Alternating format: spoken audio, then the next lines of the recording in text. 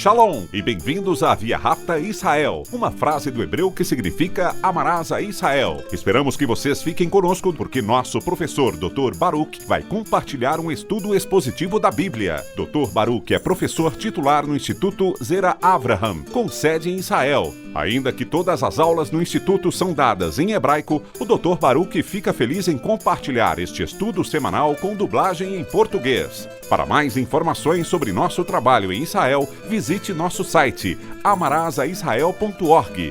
Fiquem agora com o Dr. Baruch e a aula de hoje. Have you been reconciled to God? Você já se reconciliou com Deus? Se sim, como você saberia?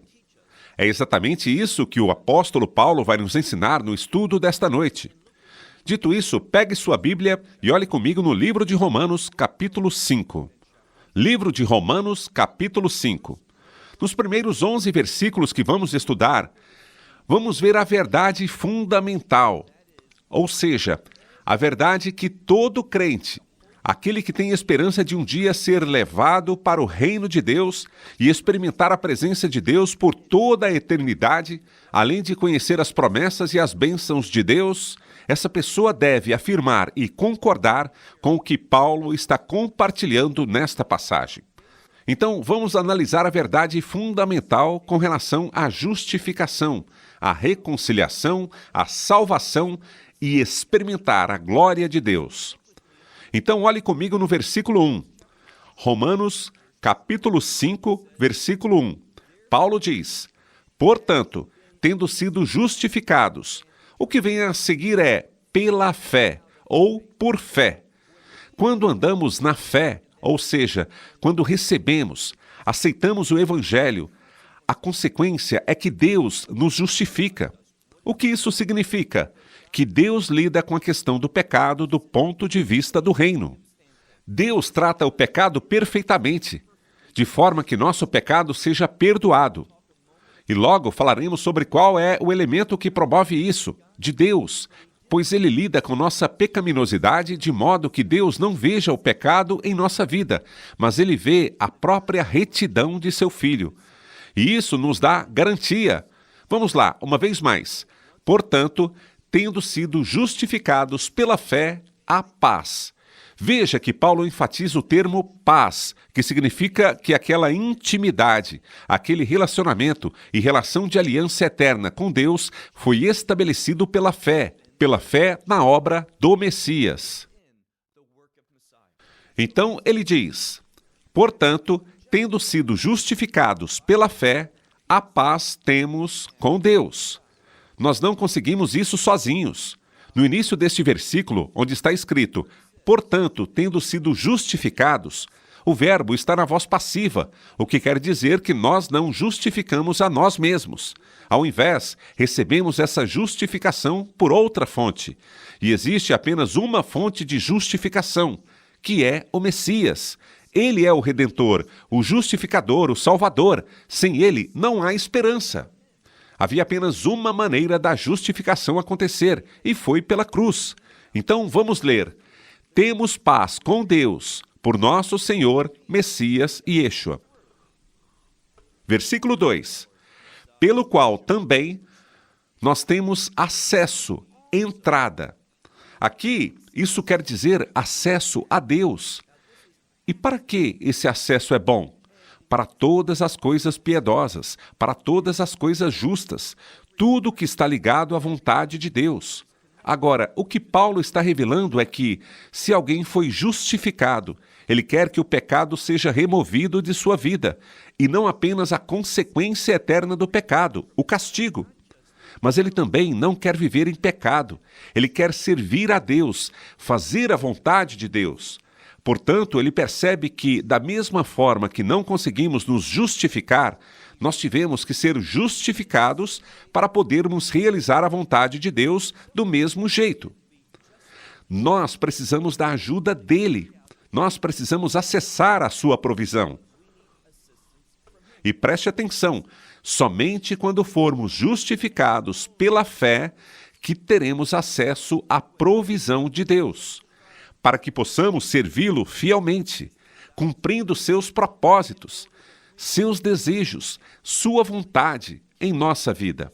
Então ele diz: temos acesso pela fé a esta. E qual é essa fonte de provisão? É a graça de Deus. Vocês devem se lembrar que eu compartilhei muitas vezes que, se alguém apenas pensar na graça de Deus com relação à salvação, essa é uma compreensão muito estreita da graça de Deus. A graça de Deus nos salva. Pela graça de Deus, nós descobrimos o perdão. Nós encontramos também algo sobre qual falamos anteriormente, a reconciliação com Deus. Mas a graça de Deus não deve se limitar apenas à salvação, apenas para estabelecer esse relacionamento. A graça de Deus, como opera em nossa vida, nos obrigará a fazer a vontade de Deus. E há um teste muito fácil que você pode fazer. Se uma pessoa for salva, não importa quem ela seja, se uma pessoa for salva, essa pessoa estará interessada na vontade de Deus, em fazer a vontade de Deus e cumpri-la, não para a salvação, mas porque ela foi salva, porque ela conhece a bondade de Deus, ela sabe que a vontade de Deus é o melhor plano para a vida de alguém. Então, essa pessoa irá se comprometer. E é isso que a graça de Deus vai trazer e permitir que ela faça. Então, Paulo diz: nós temos acesso pela fé a esta graça, na qual estamos firmes.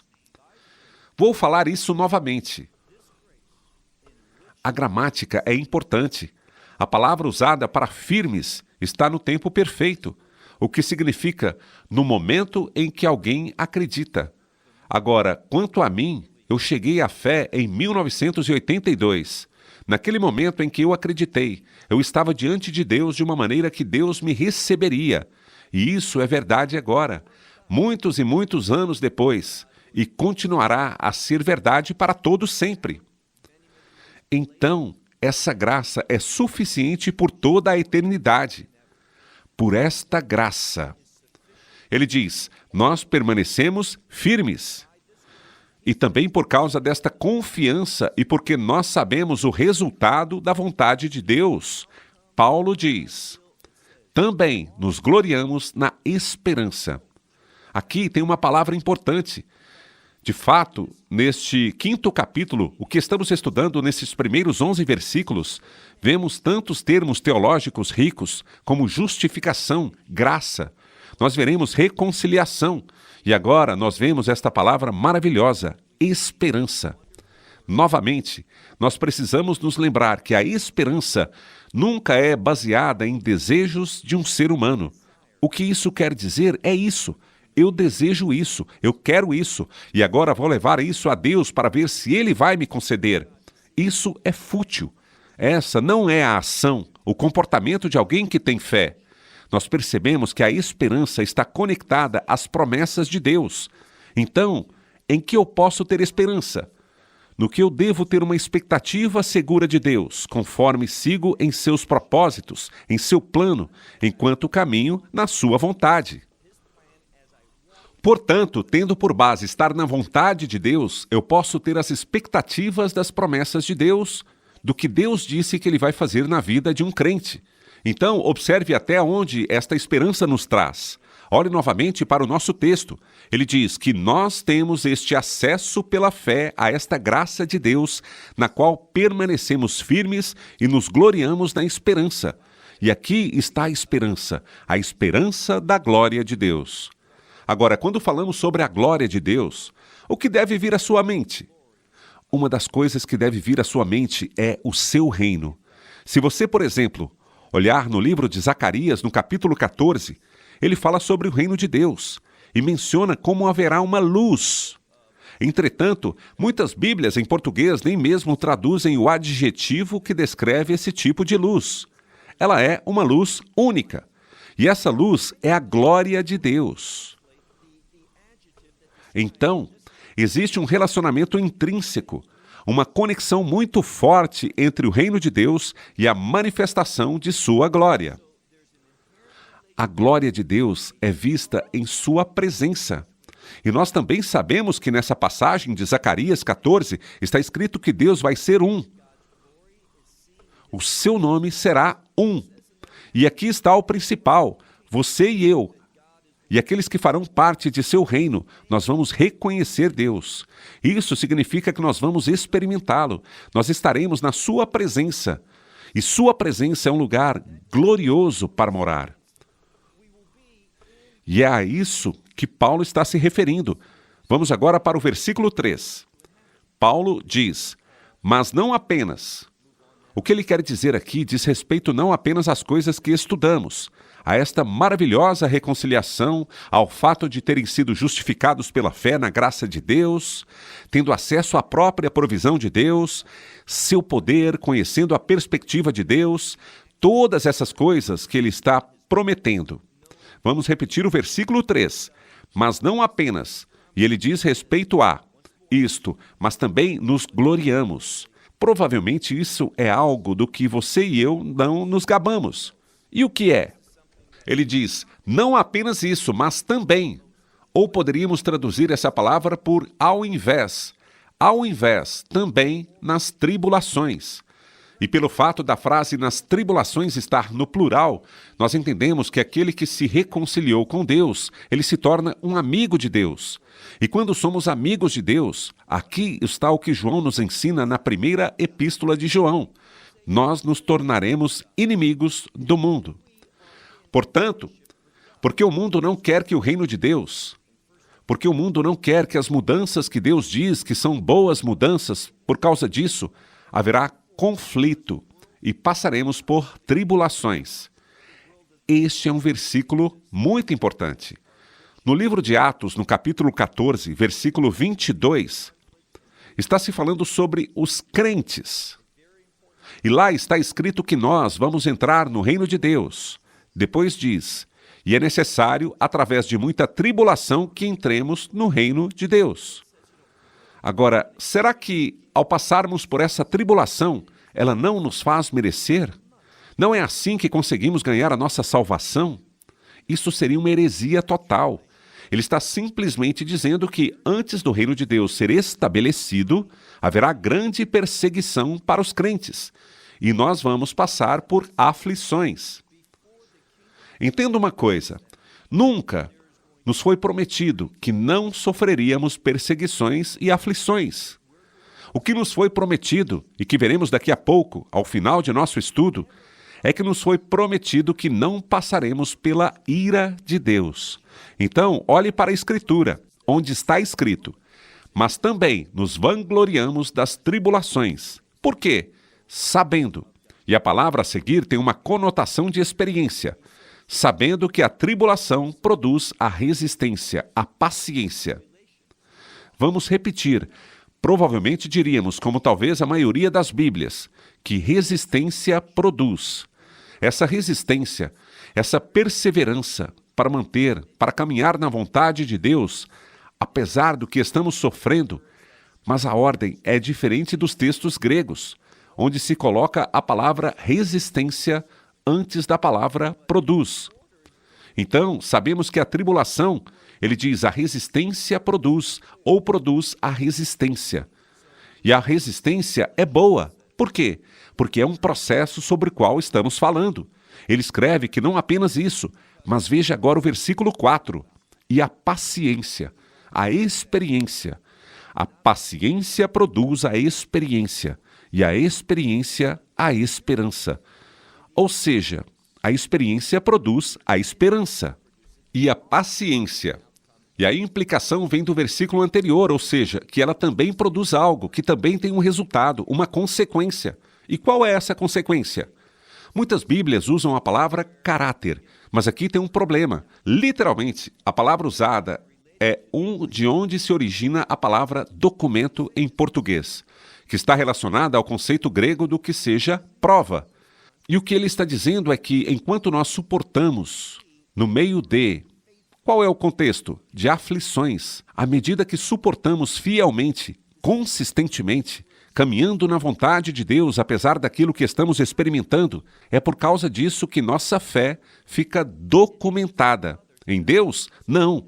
nos outros. Em outras palavras, ele está falando sobre como essa perseverança nos dá um testemunho. Seguindo o versículo está escrito: mas essa perseverança, esta prova, esta evidência da nossa fé, ela também implica, ela produz o quê? Qual é a palavra que está aqui e que nós já mencionamos há alguns minutos? Ela produz esperança. Agora, essa esperança é vista e também testemunhada. O que eu quero dizer com isso? Escute, quando as pessoas virem você e todo esse testemunho que é tão fundamental em tudo isso, quando elas virem que você está perseverando, suportando a perseguição, sofrendo tribulações, caminhando fielmente com Deus, elas vão pensar: por que essa pessoa consegue? E a razão é que, quando alguém persevera num curso, é porque ela quer chegar a seu objetivo, àquela meta. Ela quer chegar lá. Por quê? Porque ela tem um desejo. Ela está disposta a suportar, a sofrer, a fazer o que for necessário para chegar àquele lugar. E essa ação prova aos outros o quanto são maravilhosos os planos de Deus do futuro. Os planos de seu reino são para seu povo. Essa é uma prova. Continue lendo. Paulo diz aqui no versículo 5: e a esperança não é algo que nos faça ficar envergonhados. Por quê? Porque temos essa esperança. Nós conhecemos o caráter de Deus, as promessas de Deus, as bênçãos de Deus. Portanto, não vamos nos envergonhar. Por quê? E o que estamos vivenciando? Estamos experimentando o amor de Deus. E este amor de Deus está derramado em nossos corações. Por meio de quem? Pelo Espírito Santo que nos foi dado. Nós podemos ver o Espírito Santo, e sempre que há uma referência ao Espírito Santo, nós aprendemos isso em Isaías capítulo 59, começando no versículo 20 e 21. É uma passagem muito conhecida. A propósito, esta passagem é lida todos os dias na sinagoga, no serviço litúrgico. E essa passagem é que o Messias é um redentor, o Redentor. Ele vai nos redimir e, como consequência dessa redenção, haverá um relacionamento de aliança eterna com Deus. Encontramos isso em Isaías, que a evidência dessa aliança eterna é o Espírito de Deus. E o Espírito de Deus vai se mover em nossa vida. E ele será a base de tudo que é bom, de tudo que é divino, tudo que é justo. Tudo que agrada a Deus em nossa vida vem como consequência da obra do Espírito Santo na vida do crente. Agora, versículo 6. Pois o Messias, estando nós ainda fracos. Então, o Messias, apesar de ainda estarmos fracos, ou seja, nós não estamos fortes na fé, nós não estávamos sendo exemplos de pessoas com quem Deus estaria muito satisfeito. Então, repetindo, pois o Messias, estando nós ainda fracos. O que acontece? A seu tempo, de acordo com o tempo, e esta foi, claro, um tempo que Deus determinou, e em prol dos ímpios. Esses são você e eu. Vamos entender, então nós estávamos fracos espiritualmente, sendo inaceitáveis. Essa é outra maneira de compreender. Quando nós ainda estávamos naquela condição, não era nada louvável em nossa vida. Não havia retidão, mas ao contrário, impiedade. E Paulo diz, quando nós ainda estávamos nessa condição, o que acontece? No tempo de Deus, ele fez uma coisa. Esse tempo é visto e revelado pelos profetas. O Messias veio na hora certa, num determinado momento, de acordo com a profecia, quando ele fez uma coisa que foi, pelos ímpios ele morreu. Versículo 7, Paulo diz, dificilmente. Aqui ele fala de algo, esta palavra significa algo que é muito raro, não é frequente, não é comum. Ele diz, dificilmente, por um justo haverá alguém que morra.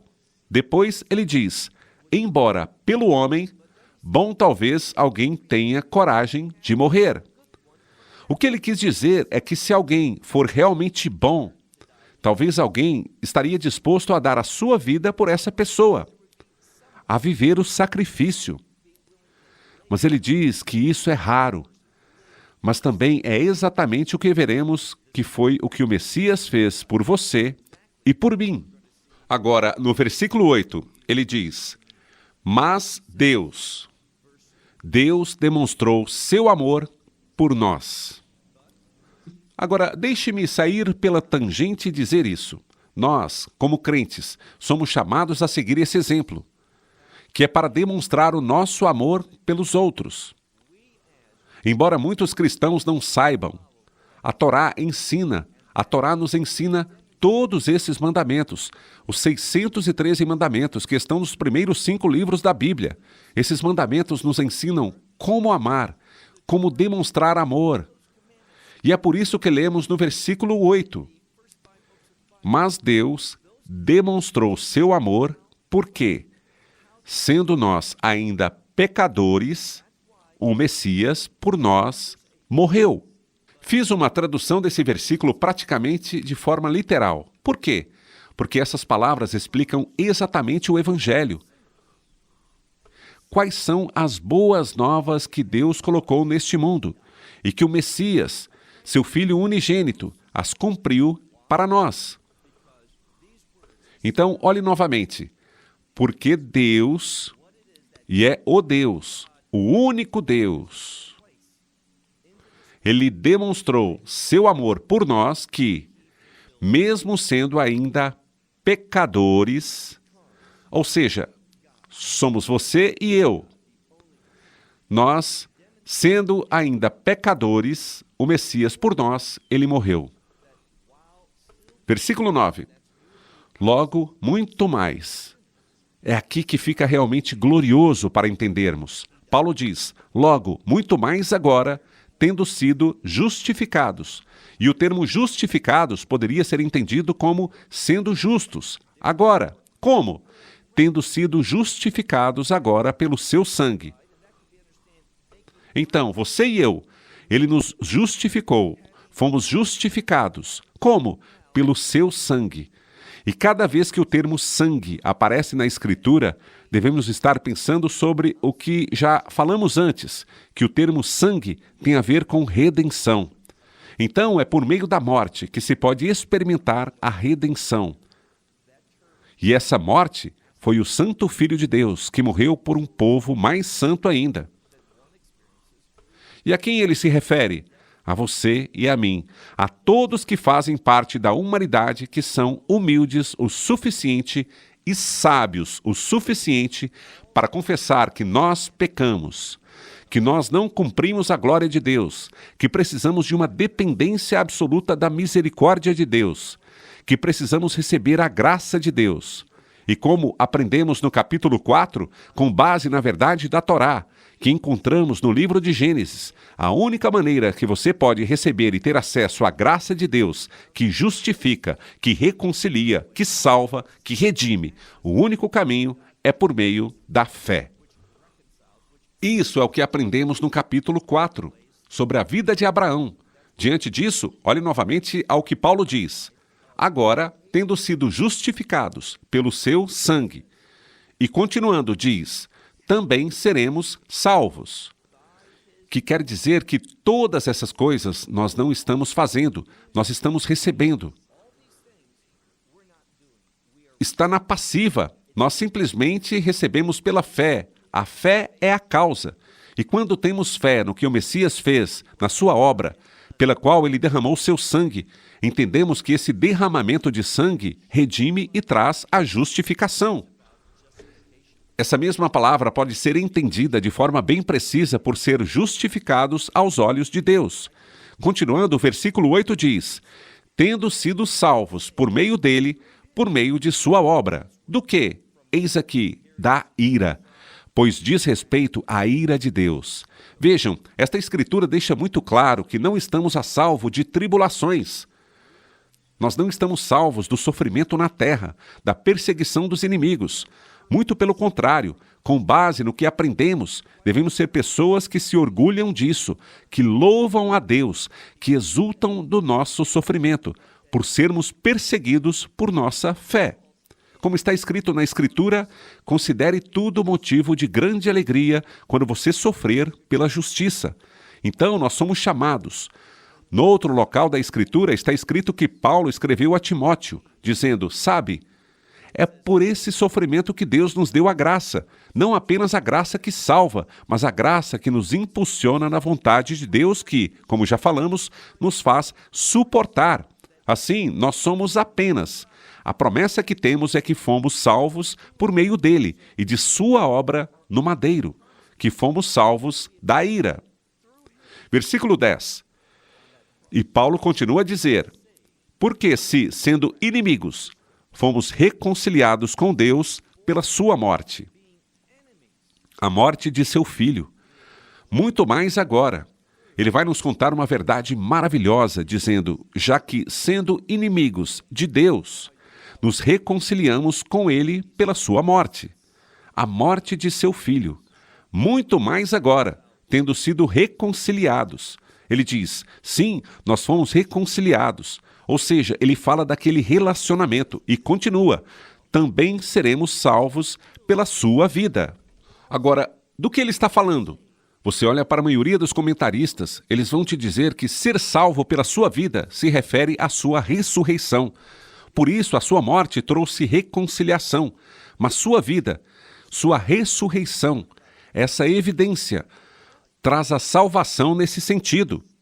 A salvação sobre a qual ele está falando é a vitória de viver em obediência. É por isso que ainda estamos aqui, para demonstrar a nossa salvação. A propósito, a palavra salvação, nós podemos entendê-la em certos contextos como vitória. Assim, nós fomos salvos por Deus por meio da sua graça. Foi a morte de seu filho que nos reconciliou com Deus, Pai. Mas é essa ressurreição que testemunha a vitória. A ressurreição sempre aponta para a vitória. Agora, olhe para nosso último versículo, o versículo 11.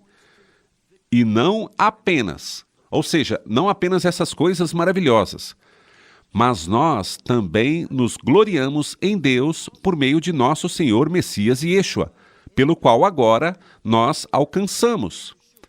Isso é algo com que Ele quer que fiquemos, que alcancemos a reconciliação, repetidas vezes. E esta é a verdade fundamental que fomos reconciliados com Deus. Nós somos seu povo. Ele prometeu que nunca irá nos deixar, nem nos abandonar. Essas são as boas novas do Evangelho. Glória a Deus. Shalom, desde Israel. Praise him. Shalom from Israel. Esperamos que você tenha desfrutado da aula de hoje e que possa compartilhá-la com outros. Te convidamos a participar e nos acompanhar a cada semana, a esta hora e por este canal, em mais um episódio de Amarás a Israel. Para mais informações em português, visite amarasaisrael.org, onde encontrará muitos outros estudos realizados pelo Dr. Baruch. Até a próxima semana. Que Deus, nosso Messias e Yeshua, nosso Senhor Jesus Cristo, te abençoe durante a sua caminhada com Ele. Shalom, desde Israel.